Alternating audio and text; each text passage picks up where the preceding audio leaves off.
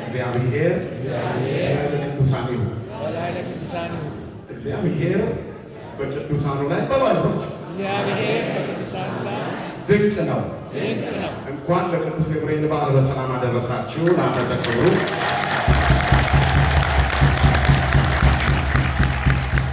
መላእክት ከሰማይ እስኪመጡ እግዚአብሔር ዓይኖቹን እስኪልክባቸው በእምነት ለጸኑትና ለዚህ ታሪክ መነሻ ለሆኑት ለሰለስቱ ደቂቅ ለቅዱሳኑ መታሰቢያ እንኳን አደረሳችሁ። እሺ፣ ሶስት እንዲሞላ ለተቀደሰችው የክብርት ሰንበት የትንሣኤው መታሰቢያ ለሆነው ዕለት እንኳን አደረሳችሁ። ከእግዚአብሔር ፈቃድ ትንሽ ደቂቃ ነው የምንማማረው። ዋና ዋና ነጥቦች ላይ እናተኩራለን። አብዛኛዎቹ የትምህርት ክፍሎች የመዝሙር ክፍሎች ይህንን ትምህርቱን ዕለቱን የሚያዘክሩ ናቸውና በደንብ በማስተዋል ከዘመራችሁ ሰምታችሁታል ብዬ ተስፋ አደርጋለሁ። በበዓላትና በአገልግሎቶች ውስጥ ሁሉ የሁሉ ባለቤት ክብሩን ሁሉ የሚወስደው ማን ነው? እግዚአብሔር ነው። ስለዚህ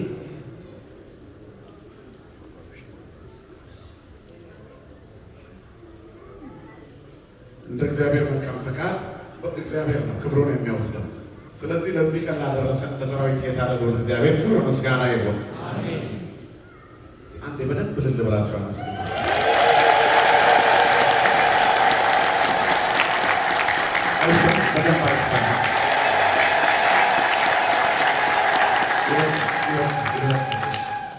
ለምን አመሰገናችሁ?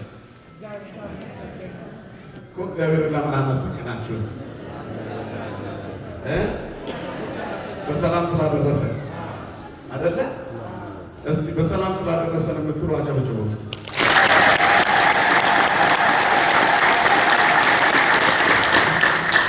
በሰላም ባትደርሱስ ነው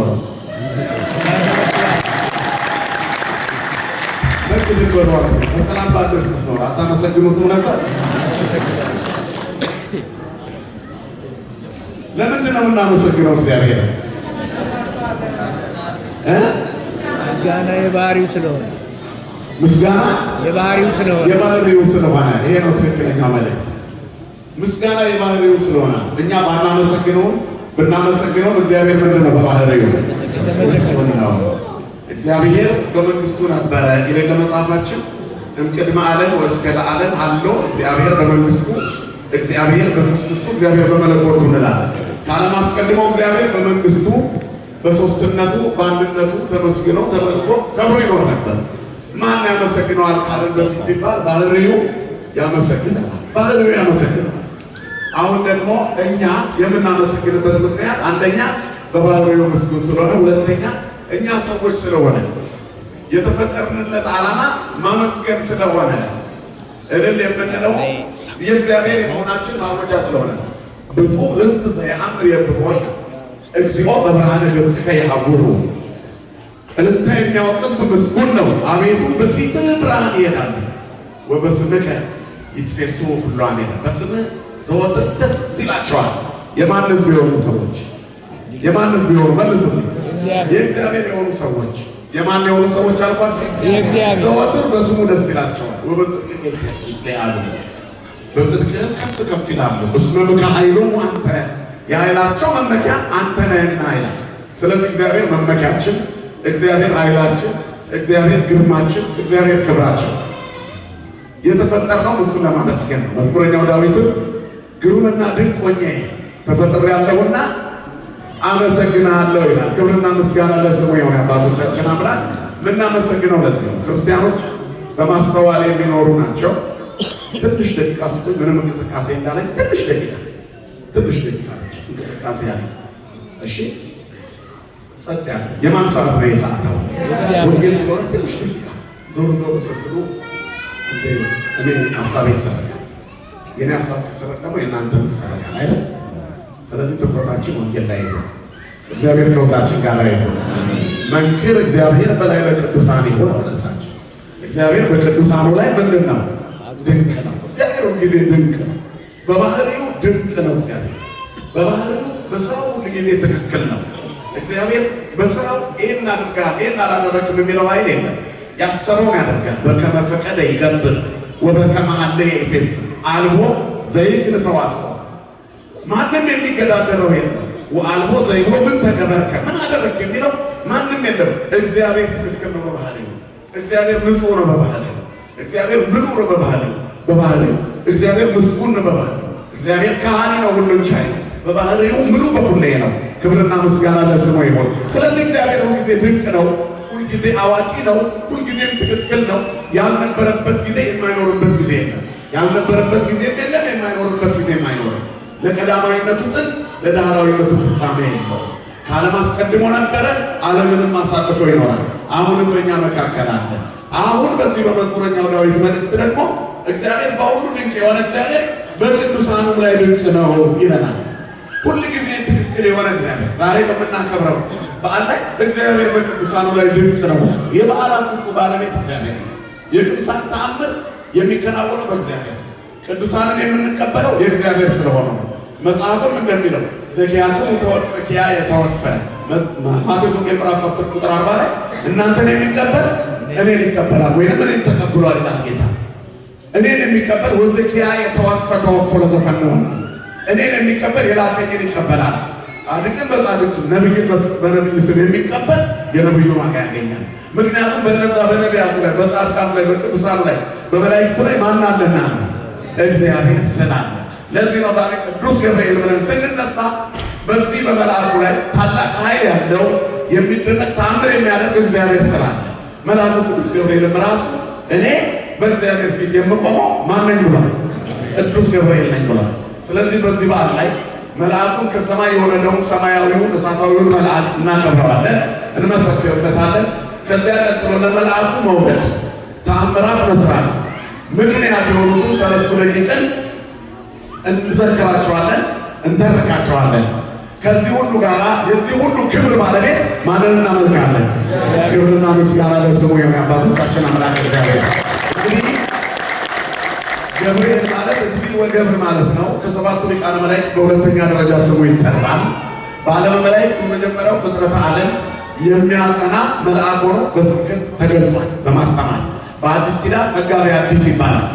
በዛ በፍጥረታ መጀመሪያው ፍጥረተ ዓለም ጊዜ በዕለተ እሑድ የመጀመሪያዎቹ ፍጥረታት እግዚአብሔር ሲፈጥር መላእክቱን ፈጥሯቸው ተሰወረ ይላል። የመላእክትን አፈጣጠር የሚተርክ የቤተክርስቲያናችን መጽሐፍ። በዚህ ጊዜ ማይቴ መጻእነ ወምድሩ ፈጠረነ ተባባሉ። ከየት መጣን ማን ፈጠረን ብለው መላእክቱን እርስ በራሳቸው ተጠያየቁ። ከነሱ መካከል የመላእክት ሁሉ አለቃቸው አፄ መንጦላዕት አቅራቢ ስብሐት ሆኖ በመላእክት ሁሉ ላይ ተሾሞ የነበረው ሳጥናኤል ነበር። የመላእክት ሁሉ አለቃ የመላእክት ሁሉ አለቃ የነበረው ሳጥናኤል ግን አነ ፈጠርኩክሙ እኔ ፈጠርኳችሁ አላቸው ይላል። በሥላሴ ላይ መገዳደርን ስላደረገ የሥላሴን ስልጣን ለመቀማት ስለታገለ መላእክቱ የእሱ ነገሮች ተከተሉት። ቅዱስ ገብርኤል ግን የቀሩትን መላእክት አጸና። የመጀመሪያ ስብከቱ ይሄ ነው። ንቁ በበህላዌነ እስከ ንረክቦ ለአምላክነ። ውዥንብርና ግርግር ስላለ ያየነውን ሁሉ አንመን እንጽና። ከዚያ በኋላ በሃይማኖት ለሚኖር ሰው ትዕግስትና ጽናት መጨረሻውን መጠበቅ የተለመደ ተግባር ወይንም ደግሞ በሕይወታቸው የሚገለጥ የማይቋረጥ መሆኑን በዚህ ይታያል። ስለዚህ ይሄ የቅዱሳን ግብራቸው ነው፣ ሕይወታቸው። ክርስቲያን ማለት አስተዋይ ነው፣ ፈቃዱን የሚቆጣጠር ግንፍል ስሜታዊ ያልሆነ ነገሮችን አልቆ የሚያይ ከሚታየው ጀርባ የማይታየውን የሚያይ የሚጠብቅ ነው። ይህንን ስም ከተጀመረው ቅዱስ ገብርኤል ነው። ጸንተን እንጠብቅ። የፈጠረውን እስኪመጣ አለ። ሳጥናኤል ወደቀ፣ ሚካኤል ተሾመ፣ በቅዱስ ገብርኤልም ላይ የሥላሴ ስም ታተመ። ክብርና ምስጋና ለአምላካችን ይሁን። ከዚያ በኋላ በብሉይ ኪዳን በአንዳንድ ቦታዎች ላይ ቅዱስ ገብርኤል ተጠቅሶ እናያለን። ዳንኤልን በራእዩ ጊዜ በተንገዳገደና በፈራ በራደና በደነገጠ ጊዜ ያጸናው የነበረው ይደግፎ የነበረው አንዳንድ ምስጢራትን ይተርክለት የነበረው ከቅዱስ ሚካኤል ጋር መልአኩ ቅዱስ ገብርኤል እንደሆነ ትንቢተ ዳንኤል ይነግራል። ከዚያ ቀጥሎ ነው እንግዲህ የሰለስቱ ደቂቅ ታሪክ ላይ የምናየው። ታሪኩን ከመጠረቃችን በፊት በአዲስ ኪዳን ገብርኤል ለእኛ ትልቅ ባለውለታችን ነው። ሰዎች በችግራቸው ጊዜ ፈጥኖ ደራሽ ነው። ለዚህ ነው የገብርኤል ቀን ዛሬ በሀገራችን ቅዱስ ገብርኤል የማያዘጋው በር የለም። በቆርቆሮ የተሰራውን ትልቁን ካቴድራል ታቦቱ ገብርኤል ከሆነ መንገድ ይዘጋጋል። ምክንያቱም ለሰዎች ቅርብ የሆነ አምላክ ወሰብ ስለሆነ ስሙ። ክብርና ምስጋና ለስሙ የሆነ እግዚአብሔር መልአክ መንገድ እግዚአብሔር ላይ ለቅዱሳን ዛሬ ይባላል። ዛሬ በቅዱስ ገብርኤል ላይ እግዚአብሔር ድንቅ ነው። ያ ሁሉ ሕዝብ ወደ ቅዱስ ገብርኤል ቤተክርስቲያን የሚተመው ቅዱስ ገብርኤል አማላጄ፣ እግዚአብሔር ፈጣሪ፣ በእግዚአብሔር ፊት የሚቆምልኝ ጠበቃዬ ብሎ ነው የሚሄደው። ስለዚህ እግዚአብሔር ፈጥሮኛል፣ ነገር ግን ቅዱስ ገብርኤል ደግሞ ስስት ያነሳኛል፣ ያቀናኛል፣ ይደግፈኛል፣ ዋስ ይሆነኛል፣ ድጋፍ ይሆነኛል ብሎ ስለሚያስብ ሁሉም ሰው ወደ ቅዱስ ገብርኤል ይሄዳል።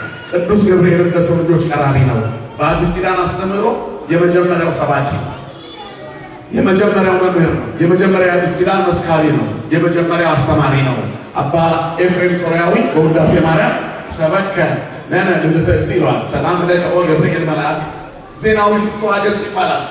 በእውነት ደስ የሚል የምስራችን የሚያሰማ ደስ የተሰኘ የምዕመናን መደሰት የሰዎች ማግኘት የሚያስደስተው እግዚአብሔር መልአክ ሰላምታ ላንተ ይሁን ይባላል። ከዚያ አንተ የእመቤታችንን ወደ እመቤታችን መጥተህ የጌታን ልደት በአዲስ ኪዳን ሰበክልን። የመጀመሪያዋ አማኝ እመቤታችን ናት። ይኩነኒ በከመ ትቤለኒ ያለ ትሑቱ መልአክ ወደ እመቤታችን ከመምጣቱ በፊት አዲስ ኪዳን ሊገለጥ ጥቂት ሲቀረው እግዚአብሔር የሚገለጥበትን የሚመጣበትን ዘመን አስተዳሉ ፍኖቶ ለእግዚአብሔር ጽሑ ፍኖቶ ለእግዚአብሔር ብሎ የጌታ መንገድ የሚያዘጋጀው ዮሐንስ እንደሚወለድ ለደከሙ ለተጎሳቆሉ ዕድሜ ዘመናቸውን እግዚአብሔርን በመፍራት ለኖሩ ልጅ በማጣት ላለቀሱ ኋላ ሁሉም ነገር ተስፋ ቆርጠው ዝም ላሉ ላላጉረመረሙት ኤልሳቤጥና ዘካርያስ የምስራችን ሊያበስር ዘካርያስን በቤተ መቅደሱ በመሰዊያው በስተቀኝ የተገለጠለት መልአክ ቅዱስ ገብርኤል አብሳሪ መልአክ፣ አስተማሪ ነው፣ አጽናኝ ነው፣ አረጋጊ ነው። ከዚያ ደግሞ ተመልሶ ጽናትን ከማስተማር ባሻገር የምስራችን ነጋሪ ነው። ኢትፍራ ዘካርያስ እስመ ናሁ ተሰማ ጸሎትከ በቅድመ እግዚአብሔር፣ እነሆ ጸሎት በእግዚአብሔር ዘንድ ተሰምቷልና ገብርኤል ሆይ ዘካርያስ ሆይ አትፍራ። ወብእሲትከኒ ኤልሳቤጥ ወትወልድ ለከ ወልደ፣ ሚስትህም ኤልሳቤጥ ትወልዳለች። ያረጀች ያፈጀች ማጎንበስ የጀመረች ዕድሜዋ የገፋ ነገር ግን ደረቅ እንጨት የሚያለመልም የተቆረጠውን የሚቀጥል ባዶውን የሚሞላ እግዚአብሔር ጎብኝቶሃል አለው። ክብርና ምስጋና ለስሙ ይሁን። ሁሉ ጊዜ እግዚአብሔር ድንቅ ነገር ማድረግ ልማዱ ነው። ስለዚህ ድንቅ የሆነ እግዚአብሔር መልአክ የሚያስደንቀውን የምስራች ይዞለት መጣ። ዘካርያስ ተከራክሮ ነበር። የደረሰበትን በታሪኩ የምታውቁት ነው። ከዚያ በኋላ ከ6 ወር በኋላ ወደ እመቤታችን መጣ። አንዳንድ የነገረ መለኮት ምሁራን ባዮች መጽሐፍ ቅዱስ አንብበናል የሚሉ አንዳንድ ሰዎች ዘካርያስ ጋር ሲመጣ ገብርኤል በአንድ ቃል ድል አደረገው። እመቤታችን ጋር ሲመጣ ግን ደጋግማ ጠይቃው ግን እሷን ምንም አላላትም ይላሉ። እንዴት ይበላል? የዘካርያስ አሳማኝ ነው እኮ። ዘካርያስን አንተን እግዚአብሔር ጎበኘ ሲለው አብርሃምና ሳራን እንደጎበኘ በስተርጅና የተጎበኘ የብሉይ ኪዳን ታሪኮች በርካቶች ናቸው። እንደነሱ የሚሰብከውን ስብከት ትኖረዋለህ ሲባል እንዴት ይሆናል ነበር ያለው ዘካርያስ። ስለዚህ እስከሚሆን ድረስ ዝም ትላለህ፣ በአርኑ ሳትናገር ታልፋለህ። ሳይናገር ልጁ ሲወለድ አንደበቱ ተከፈተ። እግዚአብሔር ቸር ያሰማን ለሁላችን አሜን። ቅዱስ ገብርኤል እዛ ጋር የተናገረውን ቃል ግን እንዳትረሱ። አነ ውእቱ ገብርኤል ዘእቀውም ቅድመ እግዚአብሔር፣ እኔ በእግዚአብሔር ፊት የምቆመው ማንኛ ቅዱስ ገብርኤል። ገብርኤል ማለት በእግዚአብሔር ፊት የሚቆመው መልአክ ማለት ነው። እኔ ነኝ ገብርኤል ነኝ። ስራዬ በእግዚአብሔር ፊት ለሰው ልጆች መቆም ነው። የእግዚአብሔርን ድንቅ ስራ ደግሞ ለሰው ልጆች መጥቶ ማሰማት ነው። የምስራችን መንገድ በመርዶ ውስጥ ላሉት ደግሞ እንባቸውን አብስላቸው ብዬ የምቆመው እኔ ነኝ። አርጅቻለሁ ትላለህ። ደረቁን የሚያለመልመው እግዚአብሔር ፊት ነው የምቆመው። የተቆረጠውን የሚቀጥለው እግዚአብሔር ፊት ነው የምቆመው። ባዶነትን የሚሞላው እግዚአብሔር ፊት ነው የምቆመው። ከሚታየው ጀርባ የማይታየውን የሚያሳየው ራእይን የሚገልጠው እግዚአብሔር ፊት ነው የምቆመው አለ። እግዚአብሔር ስሙ የከበረ ይሁን። ስለዚህ በእግዚአብሔር ፊት እቆማለሁ ሲል አማልዳለሁ፣ እማጸናለሁ፣ እለምናለሁ ማለት ነው። ጥብቅና ማለት ነው። ስለዚህ ለሰው ልጆች ልማጸን እቆማለሁ ያለ ገብርኤል የሁላችንም አማላጅ ነው። እግዚአብሔርን በቅዱስ ገብርኤል በየጊዜው ድንቅ ነገር ይነግረናል። ስሙ የተመሰገነ ይሁን። በላይ እግዚአብሔር የድንቅ ስራው መገለጫዎች ናቸው። ክብሩ የክብሩ መገለጫዎች ናቸው። ስራውን የሚሰራባቸው ናቸው በእያንዳንዱ ቦታ። ስለዚህ ከዚህ በኋላ ወደ እመቤታችን ግን ሲመጣ ምን ብሎ ይንገራት መልአኩ? እመቤታችንን የረታበት መንገድ የቅዱስ ገብርኤል የሚደንቅ ነው። ለእግዚአብሔር የሚሳነው ነገር አለ? ለአዲስ ኪዳን ለእመቤታችን ስግደት እንደሚገባ ምስጋና እንደሚገባ ምስክራችን ቅዱስ ገብርኤል እኮ ለእመቤታችን እየሰገደ ሰላም ላንቺ ይሁን፣ ጸጋ የሞላብሽ ሆይ አንቺ ከሴቶች መካከል የተባረክሽ ነሽ፣ ደስ ይበልሽ አላት። አሁንም ደስ ይበላት፣ ስሟ የተመሰገነ ይሁን አምላካችን እናት። ስለዚህ ለእመቤታችን ደስ ይበልሽ ማለት ጸሎተ ማርያምን መጸለይ፣ ሰላመ ገብርኤል በሰላመ ገብርኤል መልአክ ብለን ምስክር የምናደርገው ገብርኤልን ነው። ገብርኤል ለእመቤታችን ክብር የአዲስ ኪዳን ምስክር ነው። ከሰማይ የመጣ ነገር ግን ለእመቤታችን ስግደት መስጠት ያላቆመ እኛ ከመሬት ላይ ሆነን የት እንደምንገባ ገና ሳናውቅ እሱ እሳታዊ መልአክ፣ ረቂቁ መልአክ፣ ታላቁ በእግዚአብሔር ፊት የሚቆመው መልአክ እንኳን ለእመቤታችን ምስጋና ይገባሻል ብሎ ሰግዶላታል። ደስ የተሰኘሽ ሆይ ደስ ይበልሽ፣ ጸጋ የሞላብሽ ሆይ እግዚአብሔር ከአንቺ ጋር ነው። አንቺ ከሴቶች መካከል ተለይተሽ የተባረክሽ ነሽ። ማንም ሰው በታሪክ ብሎ ጸጋ አልተባለም። የትኛውም ሴት ብሎ የተጸጋ አልተባለችም። የጸጋ ስጦታ ይለያያል ያለው መጽሐፍ አይደል? ለአንዱ እንደ ችሎታው ለሌላውም እንደዚያው። ነገር ግን ለእመቤታችን ከጸጋ የጎደለባት የለም። ሁሉን ሰጥቶሻል አላት ገብርኤል። ከገብርኤል ሰምተን እኛ ምልዕተ ጸጋ ምልዕተ ክብር እንላታለን። ስሟ ለዘላለም የተመሰገነ ይሁን። ስለዚህ እመቤታችንን ማክበርን ያስተማረን ገብርኤል የእግዚአብሔር የክብሩ መገለጫ አማላጃችን ነው፣ ዋሳችን ነው፣ ጠበቃችን ነው የምንለው ለዚህ። ያ ብቻም አይደለም፣ መላእክት የሰው ልጆች ጠባቂዎች ናቸው። እስመ መላእክቲሁ ይእዝዙሙ በእንቲአከ ከመ ይቀቡከ በኩሉ ፍናዊከ። መላእክትን ስላንተ ያሳቸዋል፣ በመንገድ ሁሉ ይጠብቁ ዘንድ ይላል። ወበእዴሆሙ ያነስኡከ፣ በእጆቻቸው ያነሷል። የወደቀውን የሚያነሱ፣ የታሰረውን የሚያስፈቱ፣ የታመመውን የሚፈውሱ፣ የሚያለቅሱትን የሚያጽናኑ የእግዚአብሔር መላእክት እሳታውያን አማላጆቻችን ናቸው። ምስጋና ይድረሳቸው።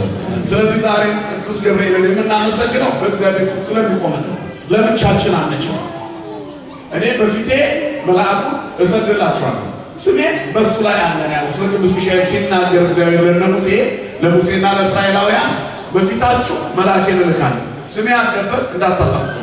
አንድ ሰው በእግዚአብሔር መልአክ ፊት ሲቆም በእግዚአብሔር ፊት እንደቆመ ማለት ነው። ምክንያቱም በመላእክቱ ላይ የማን ስም ተጽፏልና? የእግዚአብሔር ስም ስለተጻፈ። ስለዚህ መላእክት የእግዚአብሔር ስም የተሸከሙ የእግዚአብሔር የክብሩ መገለጫዎች ናቸው። በእግዚአብሔር ፊት የሚቆሙልን ናቸው። እግዚአብሔርን ድንቅ ድንቅ ታምር በእነሱ እጅ ለእኛ ያደርጋልና መንክር እግዚአብሔር በላይ ቅዱሳኑ እንላለን። እግዚአብሔር በመላእክቱ ላይ በቅዱሳኑ ላይ ድንቅ አምላክ ነው። ይህ ብቻም አይደለም። ቅዱስ ገብርኤልን በቀን ውስጥ ቢያንስ አንድ ጊዜ ሳንጠራው አንዱም ከመላእክት ሰው ምንም ቢሰጥ አንድ አቡነ ዘበሰማያት ሳይደግም አይውልም። ስለዚህ አባታችን ላይ ካለ በኋላ እመቤቴ ማርያም ሆይ በመልአኩ በቅዱስ ገብርኤል ሰላምታ ምን እንላለን? ሰላም እልሻለሁ ብለው ቅዱስ ገብርኤል በቀን ውስጥ አንዴ ስሙ ይጠራል። በቅዳሴ ላይ ያለማቋረጥ ስማቸው ከሚጠሩ መላእክት መካከል ቅዱስ ገብርኤል አንዱ ነው። በትልቁ የምስጋና አብይ ምስጋና በሚቀርብበት በቅዳሴያችን ክፍል ቅዱስ ገብርኤል አይረሳም።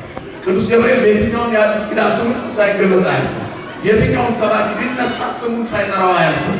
ምክንያቱም ወደ እመቤታችን የመጣው የመጀመሪያ የአዲስ ኪዳን ምስራች በቅዱስ ገብርኤል ነው። የቤተ ክርስቲያናችንን ጸሎት ይሄ ነው። ምንድን ነው የሚለው? ጸሎተኛው ሰላም ገብርኤል መልአክ በላይ ለማርያም ዛይረፈ ከመእዜን ወዳ አኮት ሩፈ ይላል። የቅዱስ ገብርኤል ሰላምታ ለእመቤታችን ያቀረበው ወደ እመቤታችን የደረሰላት ልዩ ሰላምታ፣ አክብሮቱ፣ ምስጋናው እያደገደገ የሰገደው ስግደት የአዲስ ኪዳን የምስራች ድምፁ የክብር ወንጌል የትውልዱን ብስራት ወደ እመቤታችን የመጣው ሳራ በዛ በትንሹ እንድናገር እግዚአብሔር አበል ሲሳይ ልቡና መጽሐፍ የልቡናን ጥበብ ቅዱሱን መጽሐፍ ግለጥልኝ እግዚአብሔር አይሰጠኝ። አፌ እንኳ ቆልጣፋ ነው ለሙሴ ዮአፉ የሙሴ ለመኮነ ጸያፈ ጰራቅሊጦስ አሮን ይሆነኛል። አፌ እንኳን እንደ ሙሴ ቆልጣፋ ነኝ፣ ግን ቆልጣፋውን ሙሴ የእስራኤል መሪ እንዳደረግ ለእኔም አሮን ለሙሴ አፍ እንደሆነለት መንፈስ ቅዱስ አንደበት ይሆነኝ ነው። እግዚአብሔር ለሁላችንም አንደበት ይሆነኝ። ስለዚህ ቅዱስ ገብርኤል የማይጠራበት ስሙ የማይጠቀስበት የለም። ይሄ መልአክ ታዲያ ዛሬ ትልቅ ተአምር አድርጓል። በባቢሎን በተባለች ሀገር ናቡከደነጾር የሚባል አምባገነን መሪ ነግሶ ነበር።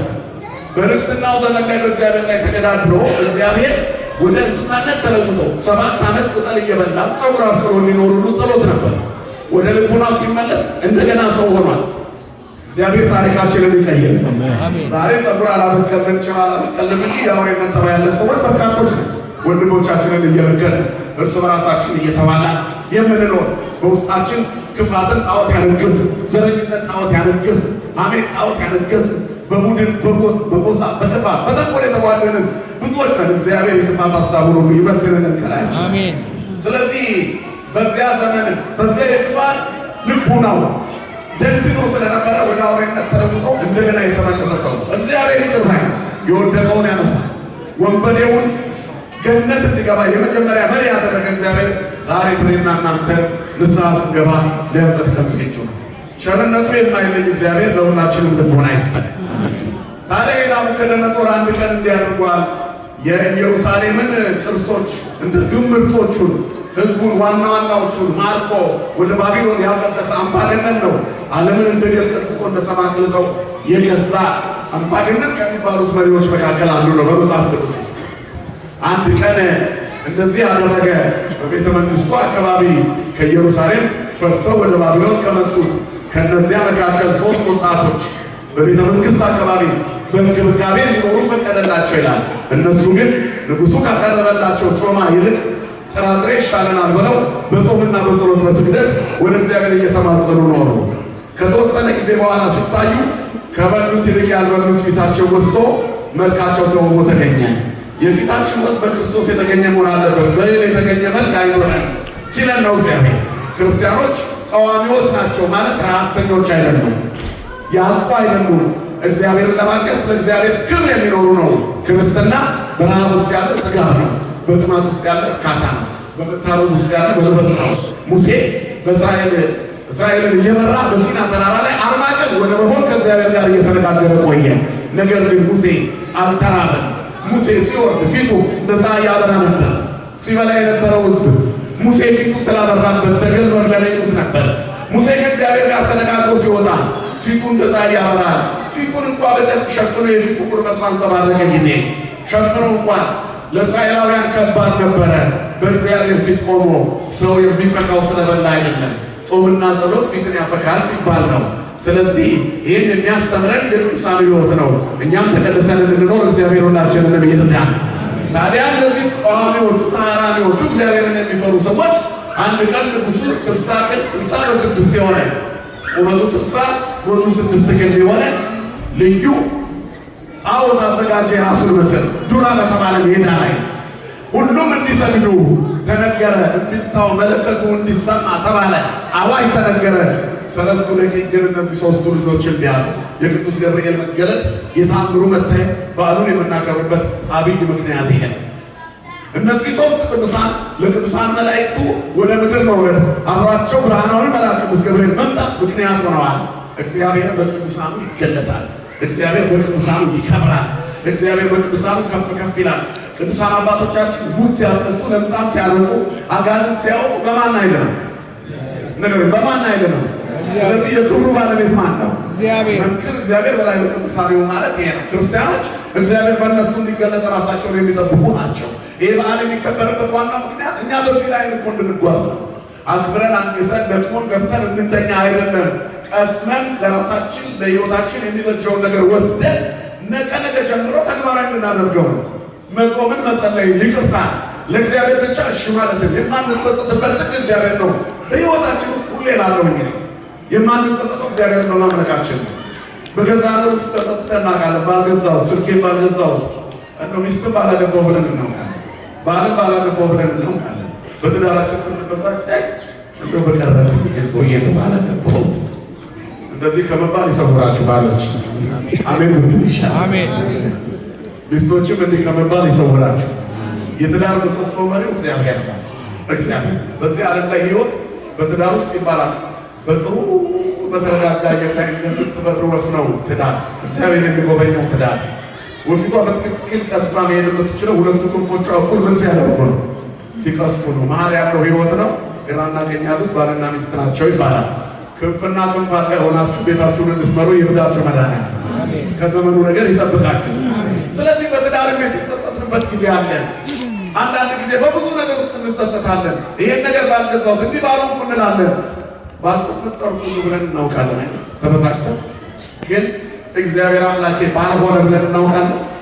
ነገር በእግዚአብሔር መጸጸት አይቻልም። የመጨረሻው ጥጋችን እግዚአብሔር ነው።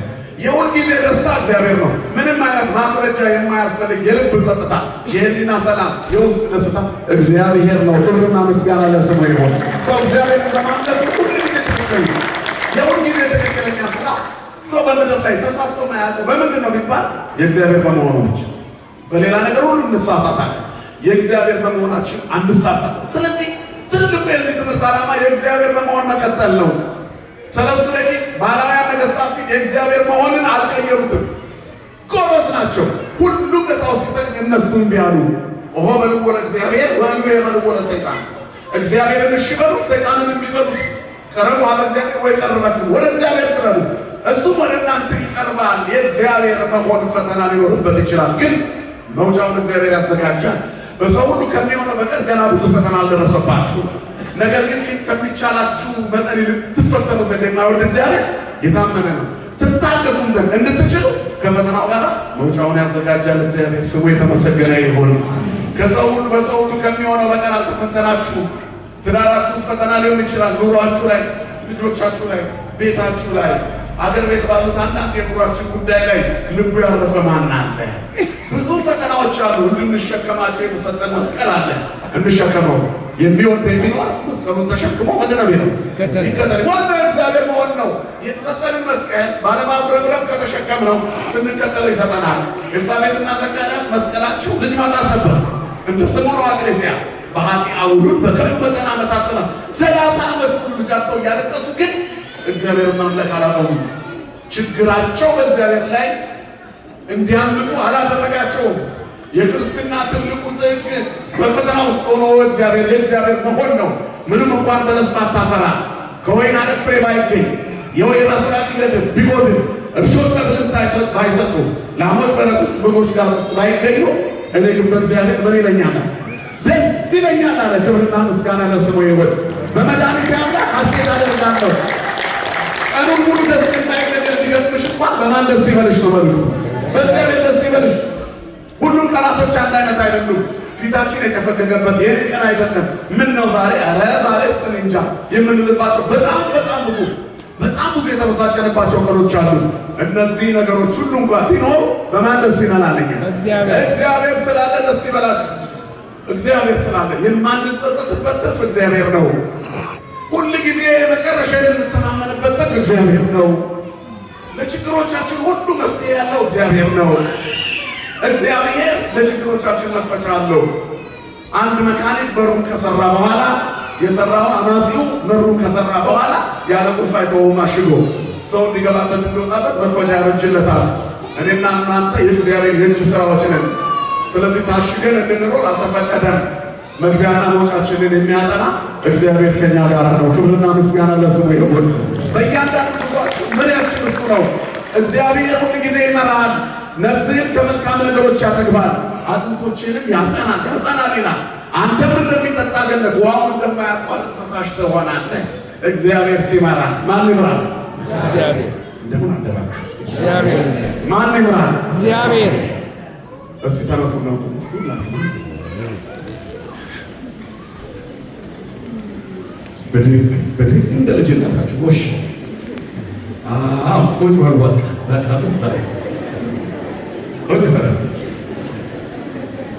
ትንሽ ብርድ ሲላችሁ ስላየው። ስለዚህ ማን ይምራል ወገኖች? እግዚአብሔር ይምራል። እግዚአብሔር ይመራሃል። ነፍስህን ከመልካም ነገሮች ያጠግባል፣ አጥንቶችንም ያጠናል ይላል። አጥንቶች ይጸናሉ። የሚጸኑ አጥንቶች አሉ። ነፍሴ ወይ እግዚአብሔርን አመስግኝ ብሎ ምንድነው የሚለው? ወኩሉ አጥንቶቼ ሁሉ ለስሙ ክቡር፣ አጥንቶቼ ሁሉ የተቀደሰ ስሙን። ነፍሴ ወይ እግዚአብሔርን ባርኪ ይልና አጥንቶቼ ሁሉ የተቀደሰ ስሙን። አጥንቶቼ አያችሁ፣ አጥንት ነው። ስጋ ያለ አጥንት አይሆንም። ባዶ ጆልያ ነው፣ ዝርግፍ ብሎ ነው የሚወድቀው። ስለዚህ ቀጥ ብሎ ሰው የሚቆመው አጥንቱ ነው። አጥንቶችን እግዚአብሔር ያጸናቸዋል አለ። እግዚአብሔር ይመራል፣ አጥንቶችን ያጸናል። ጉልበቶችን እንዳይረከረኩ፣ የወገብ ጅማቶች እንዳይፈቱ፣ ብርክ እንዳይዝሽ፣ መቆም እንዳይሳንሽ እግዚአብሔር አጥንቶችሽን ያጠነክራል። ነፍስሽን ከመልካም ነገር ያጠግባል ይላል መጽሐፍ። ማን ይመስገን ወገኖቼ? እግዚአብሔር። መሪው እግዚአብሔር ከሆነ ችግር የለም። ስለዚህ እነዚህ በባቢሎን የሚኖሩ የእስራኤል ልጆች ሰለስቱ ደቂቅ አናንያ፣ አዛርያ፣ ሚሳኤል ወይም ንጉሡ ባወጣላቸው ስም ሲድራቅ፣ ሚሳቅ፣ አብደናጎ እነዚህ ሶስቱ የእግዚአብሔር ሰዎች፣ ሶስቱ ሰለስቱ ደቂቅ፣ ሶስቱ ወጣቶች ወይንም ሶስቱ ትንንሽ ልጆች፣ ሶስቱ ሕፃናት እምቢ አሉ ለጣዖት። እግዚአብሔር ነው። በፍጹም አንጸጸትበት። ጥጋችን እግዚአብሔር ነው። ምን ቢቸግረን፣ ምን ምርኮኞች ብንሆን፣ ምን ባንተች ብንወድቅ አንሰግድም ለጣዖታት። እንቢ በሉ ሰይጣንን፣ እግዚአብሔርን እሺ በሉ።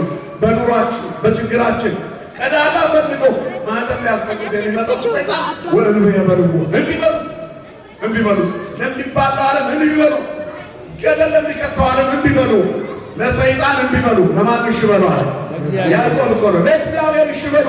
ቅረቡት፣ ይቀርባቸዋል። አጥንቶቻችሁን ያጠናል። ኢሳይያስ 18:11 ላይ አጥንቶችን ያጠናል፣ ነፍስን ያጠግባል ይላል። የመንገድ ላይ መሪ ሰባራውን ጠጋኝ ትሆናለህ። አንተ ተጠግነህ የምትጠግን ትሆናለህ። ክርስቲያን ኖሮት የሚያተርፍ ነው። የዛሬዎቹ አማኞች ቅዱሳን እግዚአብሔር በእነሱ ድንቅ ሆነ፣ እነሱ ደግሞ ለእኛ ድንቅ ሆኑ። ቅዱስ ገብርኤል እግዚአብሔር በእሱ ላይ ድንቅ ሆነ፣ እሱ ደግሞ በአማላጅነቱ ለእኛ ድንቅ ሆነ። ክብርና ምስጋና ለአምላካችን ይሁን። ስለዚህ እግዚአብሔር በቅዱሳኑ ላይ ድንቅ ነው። እነዚህ 3 ደቂቅ እምቢ አሉ። 7 እጥፍ ይንደድ እሳቱ አለ ንጉሡ። ይንደድ ምን ቸገረን? የምናመልከው አምላክ ከዚህ እቶን እሳት ያድነን ዘንድ ይችላል። ባያድነንም እንኳን ንገረን፣ ለጣዖት አንሰግድም። ባያድነን ጥርጣሬ ነው አይደለም። መጠሪያችን በዚህ እንኳን ቢሆን የምንሄድበትን እናውቃለን። ክርስቲያኖች ተሻግረው የሚኖሩ ናቸው። ይህ ዓለም ለጊዜው የምንታይበት እንጂ ለዘላለም የሚያኖረን ዓለም አይደለም ነው መልክቱ። ስለዚህ ተሻግረን እንኖራለን። ተሻግረን የምንኖርበትን መንገድ እንዳይዘጋ ለነፍሳችን አስቡ። ዘበላዩ ሀልዩ ነው አባሉ ዝግቡ ለክሙ መዝገበ ዘበሰማያት አበጻጼ እያማስነ ወይ ይረክቦ ሰራይ ብል ነቀዝ የማያበላሸው ሌባ የማይሰርቀው መዝገብን በሰማያት አዘጋጁ። ለነፍሳችሁ ቅድሚያ ስጡ። የላዩን አስቡ። አይኖቻችን ወደ ላይ ይመልከቱ። እግዚአብሔርን ብቻ እንዲያዩ ለሞት አትተኙ ነው ዳዊት ራሱ አቤቱ አብሮና እንተ ከመኝኑ ማለመው ለሞት እንዳይተኛ አይኖችን አብራቸው አንቃቸዋል። ለሞት እንዳልተኛ፣ ለጣዖት እንዳልተኛ፣ ለጊዜያዊ ዝሙት እንዳልተኛ፣ ለዘረኝነት፣ ለክፋት፣ ለተንኮል፣ ለምቀኝነት እንዳልተኛ እግዚአብሔር አይኖቻችንን ያብራልን። አንተኛም አሉ ቢያሉ ጮማ እንዲቆርጡ ለፈቀደላቸው ንጉሥ፣ ሁሉን እንዲመገቡ ለፈቀደላቸው ንጉሥ፣ ምግባቸውን ላዘጋጀላቸው፣ በቤተ መንግሥት ሥርዓት እንዲኖሩ ለፈቀደላቸው ንጉሥ አንሰግድም አሉ። ማን ስላላቸው? ክብርና ምስጋና ለአምላካችን ይሁን። የማይቀየር አምላክ አለ፣ እግዚአብሔር ይመስገን። ስለዚህ የማይቀየረውን አምላክ እግዚአብሔርን የያዘ ሰው አይወድም። እናም እግዚአብሔር በእነሱ ላይ ደግሞ ድንቅ ያደርጋል። እናም ይህን በማድረጋቸው 7 እጥፍ ተቀጣጠለ፣ እነሱ ተገፈተሩ። የገፈተሯቸው ተቃጥለው ሞቱ። በወላፈኑ እሳቱ አያቃጥልም እንዳይባል የተገፈተሩት ግን ወደ ውስጥ ገቡ። ሲገቡ እሳቱን የሚያበርድ የእግዚአብሔር መልአክ ቅዱስ ገብርኤል ዘእቀቡ ቅድመ እግዚአብሔር ያለው መልአክ ከእግዚአብሔር ፊት የማይለየው ፊቱ ቆሞ ለሰው ልጆች ምሕረትን የሚለምነው አማላጃችን፣ ጠባቂያችን፣ በእግዚአብሔር ፊት ማመልከቻችንን የሚያደርስልን ብስራታዊው መልአክ ቅዱስ ገብርኤል መስቀሉን ይዞ በመካከላቸው ተገኘ። ክብርና ምስጋና ለአምላካችን ለእግዚአብሔር ይሁን። የአራተኛው መልክ የእግዚአብሔርን ልጅ ይመስላል። 3 ልጆች ነው የጣለው። 4ኛው ከየት መጣ? ለናቡከደነፆር። 4ኛው ከሰማይ የመጣ ማን ነው? ቅዱስ ገብርኤል ነው። ብቻችሁን አትሆኑም፣ የሚጠብቀን መልአክ አለ። እያንዳንዱ ሰው ጠባቂ መልአክ አለው። ምናልባት እግዚአብሔር የገለጠለት ካለ አንድ ሰው ነው የሚታየኝ። አንደኛው ከየት መጣ ይላል፣ አንደኛው መልኩ ሰማያዊ ነው ይላል። በእያንዳንዳችን ጠባቂ መልአክ አለ። ቅዱስ ገብርኤል ጠባቂያችን ነው። የእግዚአብሔር መላእክት የሰው ልጆችን ይጠብቃሉ፣ እግዚአብሔርን የሚፈሩትንም ይጠብቃሉ፣ ያድኗቸዋል ይላል መጽሐፍ። መላእክቶቹን ስላንተ ያዛቸዋል። መላእክቱ ከአንተ ጋር ሲሆኑ ላይበ ተኩላ ወከይሲ ትንሣኤ ወትቀይ አንበሳ ወከይሲ ነው። አንበሳው ከይሲውን ትረግጣለህ፣ ድል ትነሳለህ። እባቡ ላይ ጊንጡ ላይ ትጫማለህ፣ አይነድፉም፣ ረግጠህ ታልፈዋለህ። በዲያብሎስ ላይ ኃይል የሚኖረን ቅዱስ ገብርኤል ከእኛ ጋር ሲሆን ያንን ያህል እሳት 7 እጥፍ የተቀጣጠለ የድምፁ ነጎድጓድ አካባቢውን የሚያስደነግጥ ግን ገብርኤል አብርቶ በመካከላቸው ታየ። ብዙ ከዚህ በላይ ነጎድጓዳማ የሆነ ጭንቀት ውስጥ ገብተን ሊሆን ይችላል። እንደዚህ የሚነድ የሚያቃጥል የሚለበልብ የህይወት ፈተና ብርቱ ሰልፍ ውስጥ እንሆናለን። ገብርኤል ወይ ድረሱልኝ በሉት፣ ይመጣል። በቅዱሳኑ ላይ ድንቅ የሆነ እግዚአብሔር ቅዱስ ገብርኤልን ይልክላቸዋል። በማይተሙ ለታመነ በክርስትናው ለሚኖር ሰው ይፈተናል እንጂ ከሚቻለው በላይ አይፈተንም። በሰው ሁሉ ከሚሆነው በቀር ብዙ ፈተና አልደረሰባችሁ። ከሚቻላችሁ መጠን ይልቅ ትፈተኑ ዘንድ የማይወድ እግዚአብሔር ታማኝ ነው። ሰው በልኩ ነው የሚፈተነው። በልኩ ግን ሲወድቅ ያሳዝናል። ከልክ በላይ አይፈተነንም። በመታገሳችን ግን እናገኛለን። ብዙ ምልሲ ዘይቴገሳ ለእኪት ነው እስመ ተመኪኖ ይነስል አክሊለ ሕይወት ዘአሰፈው እግዚአብሔር ለሚያፈቅርዎ። በፈተና የሚጸና የተባረከ ነው። ተፈትኖ ሲያሸንፍ የተዘጋጀ የወዳጆቹ አክሊል ይወርሳል። ለአክሊል ያብቃን መድኃኔዓለም። የሰለስቱ ደቂቅ ክብር ያድለን።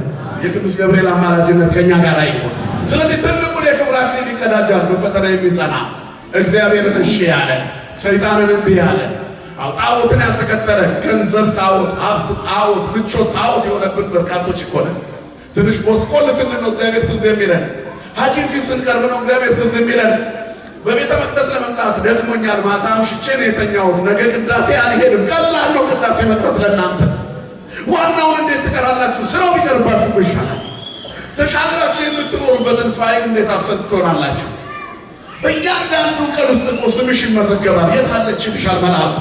ይፈልገናል እኮ ሲያጣብን እኮ ያዝንብናል። ባለቤቱም ቅጠል ብቻ ስንሆን ትቆረጥ የሌለ የዛ የወንጌሉ ታሪክ እኮ ነው። በለስ እኮ እኛ ነን እኛ